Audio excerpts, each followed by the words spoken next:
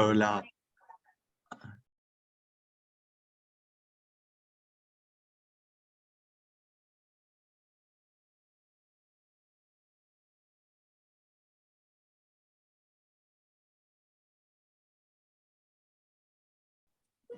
hola a todos. Nuestro grupo se llama Crisol y somos Marina, Erlinda, yo Pau y Juanlu y Jessica que no pueden estar hoy aquí. Bueno, durante la relación de este trabajo de rompimiento de rutinas, hemos ido observando cómo influyen los estigmas y la percepción de las personas en la interacción con los cuerpos entendidos como erróneos o fuera de lo normal.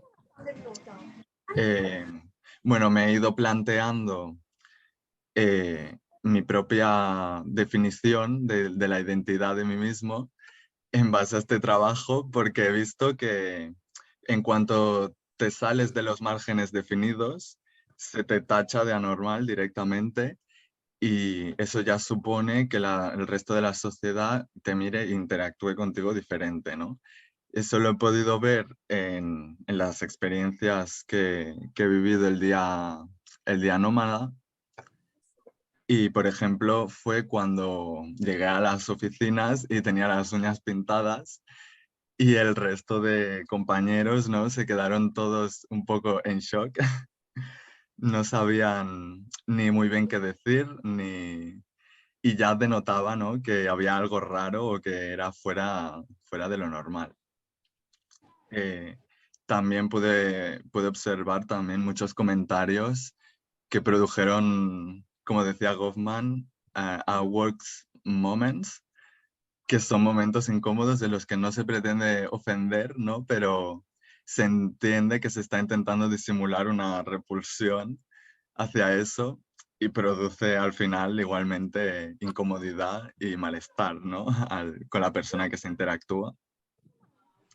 Bueno, no sé si queréis comentar alguna de vuestras experiencias relacionadas. Jonathan, yo te quería preguntar a ti, ¿Mm? en estos momentos, ¿tú cómo te sentías? ¿Tú qué pensabas de la persona que te estaba haciendo sentir incómodo?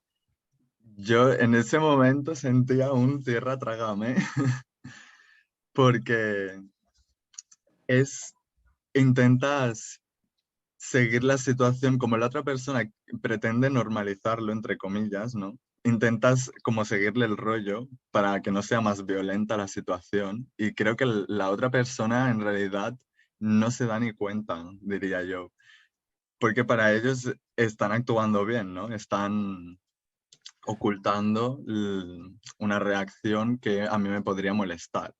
Lo que no se dan cuenta es que al ocultarla también se nota y también acaba molestando, ¿no? Sí, es un poco cantoso, como se dice. Sí. Pues si quieres, Linda. Eh, pues en cuanto a mí, yo lo que quería comentar con el tema de las neurotipias y las neurodivergencias, y retomando el ejemplo de Pau, pero también, bueno, pues otros ejemplos que han puesto los demás compañeros de romper un poco con la normalidad, sabiendo que estamos rompiendo con esa normalidad, es verdad que lo que producimos, la mirada de los demás es una mirada como de desconcierto. De golpe y repente se quedan como descolocados por algo que quizá no esperaban de nosotros mismos porque nos hemos comportado de una manera neurotípica y de golpe y repente pasamos como del otro lado, al lado neurodivergente. Que, ¿por qué reaccionamos así? Pues la verdad es que no lo sé. ¿Qué importancia tiene que una persona, un hombre, se pinte las uñas? Sinceramente, no lo sé. ¿Por qué tiene que molestar? No hace daño a nadie. O sea que desde ese punto de vista, bueno, se sale de lo normal y todo lo que se sale de lo normal incomoda, molesta, Exacto. pero por propio desconocimiento. Sinceramente, ¿qué pasaría si Pau o Juanlu pues un día decidieran ir a la oficina, pues en vez de usar pantalones, llevar una falda? En muchas otras sociedades los hombres utilizan faldas y no pasa nada. Exacto. Ujú. ¿Por qué no podemos las mujeres podemos utilizar faldas y pantalones. ¿Por qué los hombres no pueden usar una falda si les apetece? O un vestido. Que la mirada de la sociedad, la mirada desde la normativa, pues de golpe y repente es, uy, no cuadra con lo que la sociedad nos dicta, con las normas que de alguna manera nos imponen a través de la educación, a través del aprendizaje. Pero es que, en definitiva, deberíamos de tener una mente más abierta, adoptar el pensamiento divergente y aceptar ese tipo de situaciones. Yo, dentro de mis reflexiones personales en cuanto a neurotipia y neurodiversidad, yo lo que no me anoté es que para mí la neurodiversidad es una manera de avanzar en la vida. Si todos nos comportamos siempre como neurotípicos, ¿dónde estaría el cambio? ¿Dónde estaría la originalidad? No habría. Entonces, de alguna manera, yo creo que dentro de nuestras sociedades que están reglamentadas y que yo no pongo en duda ni cuestiono para nada que cada uno de manera anárquica haga lo que le dé la gana, cuando le dé la gana, sin respetar a los demás y las libertades de los demás. Pero dentro del respeto a la sociedad y a los demás, también hay un margen de movimiento que podemos adoptar, y yo creo que además es saludable que de vez en cuando rompamos con las normas y adoptemos comportamientos neurodivergentes, porque de alguna manera es como pues mover un poquito la sociedad y decirle que hay otras maneras de comportarse, hay otras maneras de estar en el espacio común y no pasa nada. Y yo creo que eso, en definitiva, va en beneficio de toda la sociedad. Pero, por lo menos Linda es mi parecer. y Pau, a los dos, ¿vosotros creéis que la sociedad está avanzando o está haciendo como que avanza? Porque realmente a estas personas se las está incluyendo más o se está, como tú decías, Linda, patologizando todo. Por ejemplo, lo que decías tú, un niño que es inquieto ahora tiene déficit de atención o cualquier cosa. ¿De verdad se les está ayudando y de verdad se les está normalizando? Yo creo que hay un poquito en mi opinión, se dan ambas situaciones. A mí lo que me llama mucho la atención con respecto a la psicopatología es la patologización de muchas enfermedades, no, de trastornos, perdón. Hablamos del autismo, que es el tema objeto de este reto 2, pero hay otros muchos trastornos que de alguna manera con el paso del tiempo se están, en mi opinión, sobrediagnosticando. De golpe y repente hay muchísimos niños que son diagnosticados con trastorno de déficit de atención con o sin hiperactividad. En el tema del autismo, cuando consultamos el DMS5, vemos, creo recordar así de memoria, que es un niño de cada 100, que a mí me parece enorme dentro de lo que es todo el trastorno. Entonces, de alguna manera, sí que se da esa patologización de esas conductas anormales, entre comillas, esa patologización por parte de la sociedad. Pero, por otra parte, también hay otra parte de la sociedad que, viendo esa patologización, está haciendo realmente una labor de observación, de análisis y una labor de entender esas situaciones como más normales, forman parte de nuestra sociedad.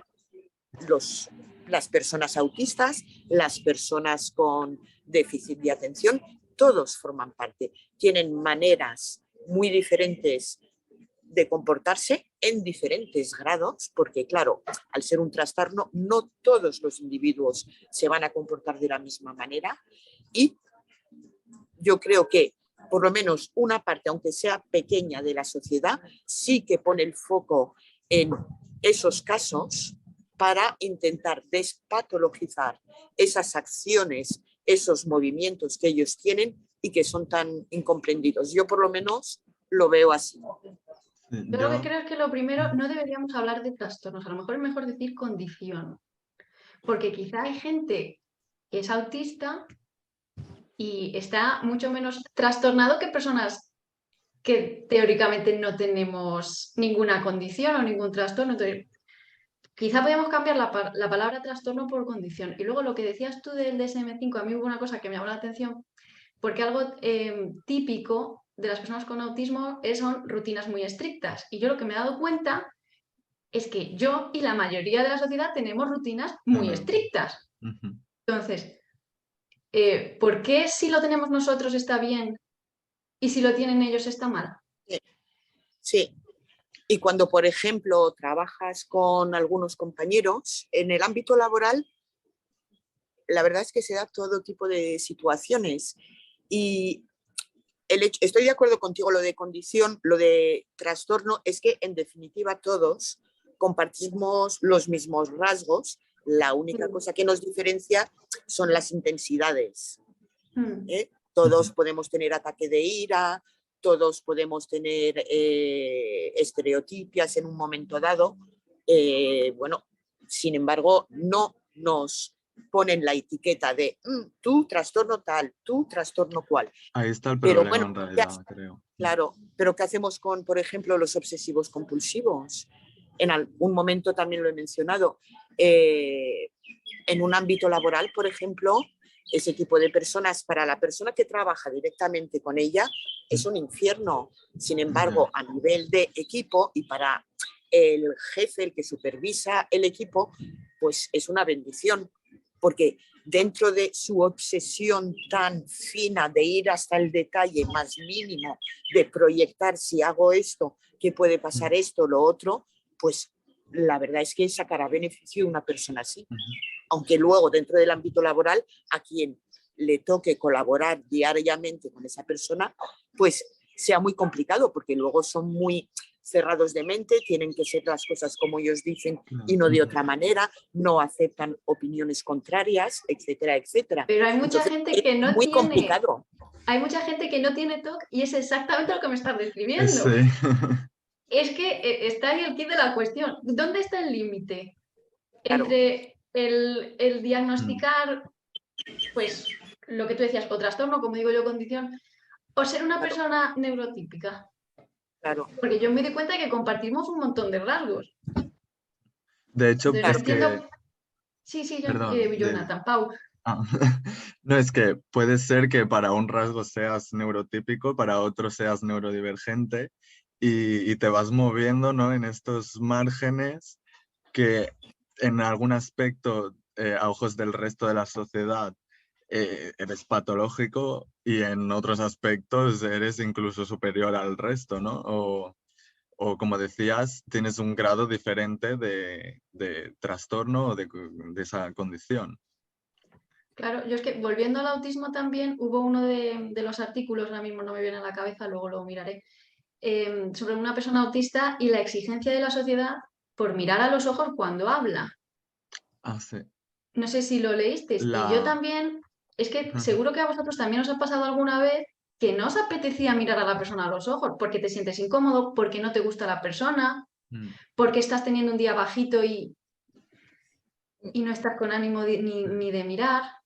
¿Por qué se les juzga De tan hecho, me he fuerte? recordado que Juanlu en sus experiencias explica también que decide no hablar porque no quería, no, simplemente porque no quería.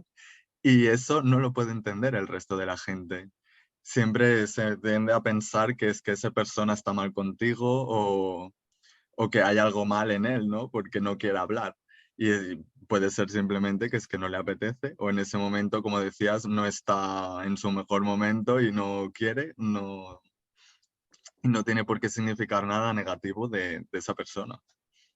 Claro, es que la sociedad lo que hace, que es lo que le pasa con lo que pasa con los autistas, en cuanto tienes un comportamiento que se sale de lo establecido, te miran mal, te hablan mal, te hacen el vacío, que esa es otra forma de violencia, ¿no? Como se dice en derecho, la acción por omisión. Si yo estoy pasando de ti, al final también te estoy agrediendo en cierta manera, pues te estoy haciendo Sí. sentir mal. te da valor nulo, ¿no? Para el resto de la sociedad. O sea, Claro, si como una persona es autista y tiene este comportamiento y yo no entiendo este comportamiento, tomo la decisión de simplemente lo ignoro, que eso también lo hace una parte muy grande de la sociedad, también le estoy haciendo daño. mm, Entonces, lo que estamos Sí, viendo es que la sociedad tiene unas maneras muy diversas de relacionarse interactuar, sí. con el autismo. pero yo creo que por puro desconocimiento y por no saber cómo dirigirse a esa persona, que de golpe y repente es como los sacas de esa normalidad y ya no sé cómo actuar, No ¿sabes? saben. Ya no hay ninguna regla y ya no sé cómo actuar, o sea, es algo, es Sí, algo tremendo. lo que sale fuera de las normas sociales queda todo caótico, no, y es como tú dices, ¿no? No saben cómo actuar cuando lo único que deberían de hacer, desde mi opinión, es escuchar y ver cómo la otra persona actúa y cómo reacciona. De hecho, también lo experimenté con lo de cuando decidí no saludar a la gente con contacto físico ese día. Claro, la gente me dijo de todo en realidad, desde mal educado, sí. Y claro, cuando intenté explicarlo y el por qué, que era porque pues simplemente había decidido que no quería contacto físico, la gente es que no podían entenderlo. Y de hecho hubo una conversación con una chica que le dije que, claro, si tú te encontraras, por ejemplo, en Japón y te saludaran con los brazos pegados al cuerpo y agachando la cabeza, sin contacto físico, no lo habrías visto algo maleducado o algo como despectivo, ¿no? Y, Claro, porque y su encaja dentro de respuesta su fue, comportamiento normal. exacto, su respuesta fue que como yo no soy japonés, yo no puedo hacer eso. Y cuando va a Entonces, Japón, ¿qué hace? ¿Cómo se claro, comporta? es lo que de ahí salía claro, pero tú estás interactuando con una persona que es así, entonces tienes que adaptar también mm, para que Claro, la interacción sea lo más sana posible, ¿no? Y que no ninguno de los dos se sienta despreciado. Desde sí, luego. yo pienso igual, igual si tienes una persona con autismo que en ese momento pues está teniendo su estereotipo, imagínate una persona que, pues eso, que está nerviosa y le da por ponerse así, pues no mirarle mal, no, no entrar como en bucle de qué hace. Déjalo, no pasa nada. Si le relajas, si está más tranquilo, ¿qué tiene de malo? Como normalmente no hacemos así, eso ya es malo. No, Exacto. Y cada uno tiene en verdad sus estrategias para, por ejemplo, cuando estás nervioso o con ansiedad, ¿no? Para relajarte y volver a tu estado normal, digamos. Y sí. no creo que debamos juzgar a las estrategias de cada uno porque sea diferente o a cada uno, de hecho, le irá bien una cosa que al otro igual, ¿no? Claro. ¿Vosotros tenéis alguna estrategia? Yo, por ejemplo, cuando estoy nerviosa muevo muchísimo las piernas, pero que parece Sí, que tengo un bailoteo. ¿Vosotros? también soy muy de mover las piernas, la verdad, de dar golpecitos todo el rato. ¿Y tú, Y Erlinda? Pues yo, mira, de tener que levantarme de un sitio a otro, me siento, me vuelvo otra vez al mismo lugar, me siento, ¿sabes? Necesito como movimiento, ujú, como para dar un poquito rienda suelta a esa energía negativa que hay en mí, que yo creo que también debe ser un mecanismo que utilizan los autistas también para expresar su malestar a través de esas estereotipias, pero los neurotípicos también utilizamos ese exacto. tipo de estereotipias, o sea, no nos vamos a engañar. Exacto. Como tú decías antes, Erlinda, al final la única diferencia es la intervención, ¿no? Que le quieras hacer. O entiendes lo que significan sus gestos y lo comprendes y te quedas ahí, o intentas modificarlos, ¿no? Para que se ajusten a lo que tú quieres o a lo que la sociedad pide. Ya. Lo que pasa es que yo creo que el ser humano, todos somos iguales, pero hay una gran variabilidad interindividual, o Ujú, sea, todos somos iguales, pero nos diferenciamos en muchísimos detalles y eso genera riqueza. Y al querer normalizar y pasar todo por un mismo patrón, yo creo que perdemos muchísima riqueza, muchísima variedad y es una pena porque yo creo que aquellos que llamamos neurodivergentes tienen muchísimo que aportarnos y en mi opinión deberíamos de ir hacia esas personas que son diferentes. Tratamos el tema del autismo, pero dentro de los neurotípicos es que, claro, lo que es neurotípico en nuestra sociedad es neurodivergente con respecto a otra. Exacto. Y claro, es que es muy complicado. Un neurotípico será neurotípico en un momento dado, pero también puede decidir ser neurodivergente durante un tiempo, un periodo o lo que sea. Entonces, la línea de división es una línea que es muy tenue y que las personas, en mi opinión, pues vamos navegando desde la neurotipia a la neurodivergencia y en ese sentido, bueno, pues ¿con qué derecho etiquetamos a los demás como neurodivergentes? ¿Con qué derecho lo que nosotros hacemos está bien y lo que hacen los demás está mal? Si en la medida en que ellos, bueno, pues tienen su manera de comportarse, de moverse, de comunicarse diferente, bueno, pues lleguemos a un entendimiento para poder comunicarnos, entendamos a la otra persona. Y yo creo que es una fuente de enriquecimiento, sinceramente, personal en el tema de las personas con autismo y en otros muchos temas que no estarían dentro de lo que son trastornos en psicología, pero en otras muchas situaciones de la vida de todos los días, de la vida cotidiana. Pues chicos, yo creo que ya llevamos 15 minutos. ¿Qué conclusiones Sí. sacaríais de, pues yo creo que lo más importante, cómo trata la sociedad a las personas autistas? ¿Vosotros qué conclusión sacaríais y cómo creéis que se podría mejorar? Vale. Yo personalmente creo que es que como sociedad tenemos que replanteárnoslo.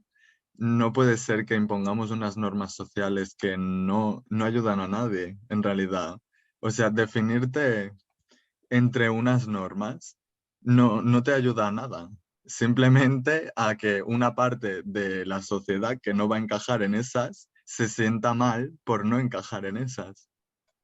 Y, de cara al resto de la sociedad, los que sí que encajan deberían de empezar a abrir la mente, ¿no? Y dejar de comprender y dejar ser a los demás. Comprender cómo son y por qué son así y así poder interactuar bien con el resto de la sociedad. Sí, eso comentaba yo ayer, que yo creo que el problema de la sociedad, de muchas sociedades, no solo de la nuestra, Ujú. es falta de empatía. Yo no me soy capaz de poner en el lugar del otro y de comprensión. Entonces, eso habría que trabajarlo desde muy pequeñitos. No, igual que ahora se está educando mucho, por ejemplo, en género desde pequeños y demás, pues en empatía para con todo el mundo, entender, visibilizar, por ejemplo, el autismo, sobre todo como ha dicho Erlinda, es que al final es un porcentaje tan alto, porque uno de cada 100 es mucho, Mm. que son pues una variedad dentro de lo normal. Porque si hay tanta gente que tiene esta condición, dentro de lo que cabe, con sus características, pero que es totalmente normal encontrarte una persona con autismo. Y yo creo que eso, que lo que se necesita es, desde la empatía y la educación, ir tirando para adelante. Ujú.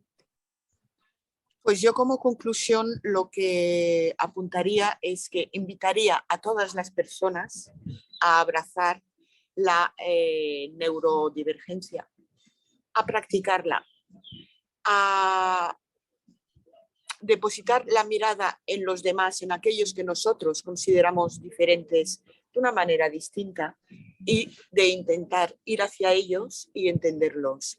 Y yo, vuelvo a repetir, reivindico la neurodivergencia y reivindico no las diferencias en los demás, porque siempre y cuando entendamos y, como tú decías, Marina, vayamos hacia los demás, solo puede ser fuente de enriquecimiento para nosotros. O sea que yo agradezco muchísimo esos colectivos minoritarios en el mundo de la psicología y fuera de ellos, que nos están moviendo las normas societales, y para mí es una manera de avanzar y de avanzar todos juntos. Y todos tenemos cabida en la sociedad. Todos debemos de tener cabida en la sociedad y entendernos y comunicarnos. Pues sí, bueno, pues yo creo que hemos llegado todos a una conclusión similar. Y nada, vamos a mandar un saludo a la profesora, que no nos conoce. Saludo. Un saludo. Y ya pues corto la grabación, ¿vale, chicos? A ver. Vale.